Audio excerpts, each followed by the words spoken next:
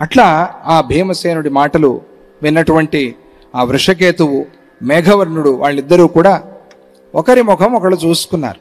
ఎందుకు అనంటే దానికి కూడా కారణం చెప్తారు. ఇది స్వచ్ఛమైన యుద్ధంలాగా అనిపించటంలా, బందిపోట్లు చేసే యుద్ధంలాగా ఉంది. ఇది భీముడి లాంటి వీరుడు ఇటువంటి యుద్ధం చేస్తే రేపటి రోజు చరిత్రలో భీముడిని జనం ఏమనుకుంటారు? దొంగదారిలో వచ్చి యుద్ధం చేసిపోయాడు అని అంటారు కదా. అలా యుద్ధం చేయకూడదు కదా, అలా చేసేది రాక్షసులు కదా. మరి భీముడి లాంటి వాడు యుద్ధం చేస్తే ఎట్లా అనే ప్రశ్న ఎవరికూ కాదు, వాళ్ళకే వచ్చింది. వృషకేతువు, మేఘవర్ణుడు వాళ్ళకే వచ్చింది. వాళ్ళు అందుకనే ఒకళ్ళ ముఖం ఒకళ్ళు చూసుకున్నారు. ఈ యవనాశ్వుడు సామాన్యంగా లేడు, ఆయన దగ్గర 10 అక్షౌహిణుల సేన ఉంది. అబ్బో, సామాన్యం కాదు, 10 అక్షౌహిణులు.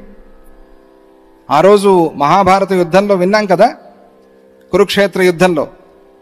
అలా 18 అక్షౌహిణులు అక్కడ, ఇక్కడ 10 అక్షౌహిణులు ఒకటి దగ్గర, ఆ యవనాశ్వుడి దగ్గర ఉన్నాయి. అంత పెద్ద సైన్యంతో ఉన్నాడు ఆ యవనాశ్వుడు.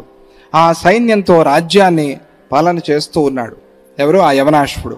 మహాభారత యుద్ధంలో కౌరవుల పక్షంలో చేరలేదు, పాండవుల పక్షంలో కూడా చేరలేదు. ఎటూ కాకుండా ఊరికే స్తబ్దంగా ఉండిపోయాడంత. నేను ఏ పక్షంలోకి రాను అని అన్నాడు. అలా కొంతమంది, వాళ్ళకి యుద్ధం వద్దు, ఏమో వాళ్ళ కారణాలు వాళ్ళకు ఉన్నాయి ఆ కాలంలో, ఎవరితోనూ యుద్ధం చేయను నేను అని రాజ్యంలో కూర్చున్నాడు. మొదటి నుంచి కొన్ని నియమాలు చాలా గట్టిగా పెట్టుకున్నాడు ఆ యవనాశ్వుడు. అదే చెప్తున్నారు. అందుకనే ఆ యవనాశ్వుడితో సాధారణంగా విరోధం పెట్టుకోవడానికి ఎవరూ సాహసించేవాళ్ళు కాదుట ఆ కాలంలో. ఆయనకేదో అటువంటి బలము, శక్తి ఉంది. రానంటే ఒప్పుకుంటారా అండి సామాన్యంగా? ప్రభుత్వం వాళ్ళు ఒక శాసనం వేస్తే అది చేయను అని అంటే ఎట్లా? ఏదో మేమేదో కట్టాలి, ఇక్కడ రోడ్డు వేయాలి, మీరంతా ఖాళీ చేయాలి అని అన్నారనుకోండి, చేయాల్సి వస్తుంది, తప్పదు. వాళ్ళు చూపిస్తారు ఇది ప్రభుత్వంది స్థలము కాదనలేరు. లేదు మొండికేసి కూర్చున్నారనుకోండి, ఏం చేస్తారు? ఖాళీ చేసి బుల్డోజర్ తెప్పిస్తారు కదా ప్రభుత్వం వాళ్ళు. అలా యవనాశ్వుని ఎందుకు పిలవలేదు వీళ్ళు? ఎందుకు ఆ యుద్ధానికి రమ్మని బలవంత పెట్టలేదు వీళ్ళు? ప్రశ్న రావాలి మనలో. అలా వస్తే దానికి సమాధానం చెప్తూ, ఎవరితోనూ విరోధం లేదు, ఎవరితోనూ మైత్రి కూడా లేదు, ఊరికే ఉన్నాడంతే. ఎవరితో మైత్రి అంటే భగవంతుడితోనే మైత్రి. చెప్పుకున్నాం కదా, చేసే సత్కర్మలు, యజ్ఞ యాగాదులు, వీటితోనే మైత్రి, దానిలో ఉండిపోయాడు ఆయన. కాబట్టి నాకు యుద్ధం వద్దు అని మనస్సులో అనుకున్నాడు ఆ యవనాశ్వుడు. ఇటువంటి యవనాశ్వుడితో ఇప్పుడు సమస్య వచ్చి పడింది. ఆయన దగ్గర ఉండే గుర్రం, దాన్ని తీసుకువెళ్ళాలి. యుద్ధం చేయకుండా గుర్రాన్ని ఇవ్వు అని అడిగితే ఇచ్చేవాడు కాదు. చాలా జాగ్రత్తగా పెట్టుకున్నాడు. నిన్న చెప్పుకున్నాం కదా, ఈగలు, దోమలు కూడా దాని మీద వాళ్ళేవు సరికదా, గాలి కూడా ఆయన పర్మిషన్ లేకుండా వేచలేదు గుర్రం మీద. అట్లా కాపాడుతున్నాడు దాన్ని. ఎలాగైతే ఒక మనిషి తన దేహాన్ని కాపాడుకుంటాడో ఆ ప్రకారంగా ఆ గుర్రాన్ని ఆయన కాపాడుతున్నాడు అని నిన్న చెప్పారు కదా. అలా ఉంది అది, ఆ గుర్రం ఆయన రక్షణలో. ఆయన శత్రువు కాదు, మిత్రుడు కాదు. కాబట్టి గుర్రం యువను, యుద్ధం చేస్తాను అని అంటే యుద్ధానికి తయారుగా ఉండాలి కదా. మరి యుద్ధానికి తయారుగా ఉండాలి అంటే సైన్యం అంతా తీసుకురావాలి, కానీ ముగ్గురే వస్తే ఎట్లా? ఇది ప్రశ్న. అందుకనే వాళ్ళు ఆశ్చర్యంగా ఒకళ్ళ ముఖం ఒకళ్ళు చూసుకున్నారు. గుర్రం దొరక్కపోతే యుద్ధమే చేయాల్సి వస్తుంది. ఇటువంటి పరిస్థితి ఆ వృషకేతు, మేఘవర్ణుడు వాళ్ళు ఆ భీముణ్ణి చూసి, ఈయన ధైర్యం, ఏం నమ్ముకుని వచ్చాడో ఈయన, మనల్ని తీసుకొచ్చాడు. పిల్లలు వీళ్ళిద్దరూ ఇంకా 16 ఏళ్ళు ఆ వయస్సులో ఉండే పిల్లల్ని పిలుచుకొచ్చాడు. ఏం ధైర్యం మీద వచ్చాడో అది ఆయన ధైర్యం.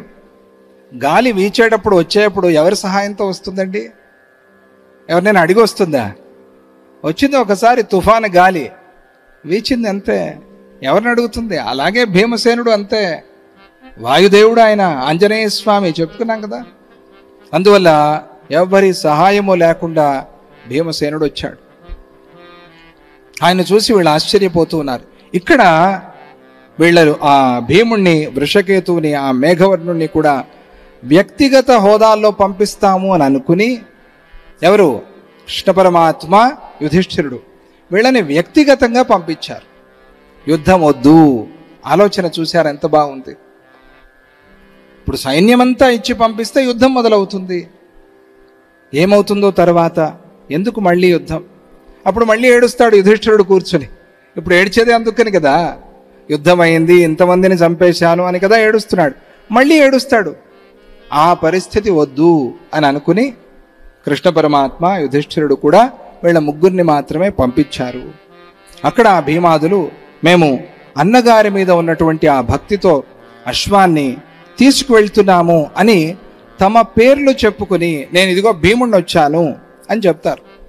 చెప్తే ఇస్తే తీసుకెళ్తారు, లేదంటే యుద్ధం చేసి తీసుకువెళ్తారు. అంటే భీముడి మీద అంత నమ్మకం యుధిష్ఠిరుడికి. అది ఒక్కడు చాలు గెలిచి వస్తాడని. ఏదో వీళ్ళు అడిగారు కాబట్టి వీళ్ళని వెంట తీసుకెళ్ళాడు, కానీ అవసరం లేదు. అలా ఆ భీముడి విషయాల్లో మనకి చెప్తూ ఆ కర్ణపుత్రుడైన ఆ వృషకేతు భీముడితో అనే మాటలు చాలా అద్భుతంగా ఉన్నాయి.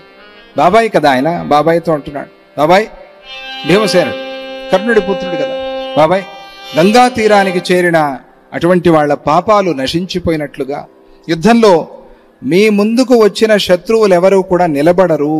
అది అక్కడ కూడా గంగని గుర్తు చేస్తారు. మరి గంగకి పోతే పాపం పోయింది అని. ఎక్కడ ఉన్నా కూడా గంగా స్మరణ చేసుకుని స్నానం చేయండి ప్రతిరోజు. మర్చిపోవద్దు. స్నానం చేసేప్పుడు మాట్లాడకూడదు, భోజనం చేసేప్పుడు మాట్లాడకూడదు శాస్త్రం. కానీ గంగని స్మరించుకోవాలి. గంగా గంగా గంగా అనుకోండి. గంగే చేమునే కృష్ణే గోదావరి సరస్వతి నర్మదే సింధు కావేరి జలేస్మిన్ సన్నిధిం కురు. పిల్లలకి నేర్పండి, ఇవన్నీ చాలా అవసరం. మనం ఏదో మాట్లాడుతూ, వాళ్ళనేదో తిడుతూ, వీళ్ళనేదో తిడుతూ, వాడినేదో కొడుతూ ఆ పిల్లవాడిని మనం స్నానం చేయిస్తాం. వాడికి అదే అలవాటు అవుతుంది. సంప్రదాయం మనం నేర్పాలి కదా పిల్లలకి.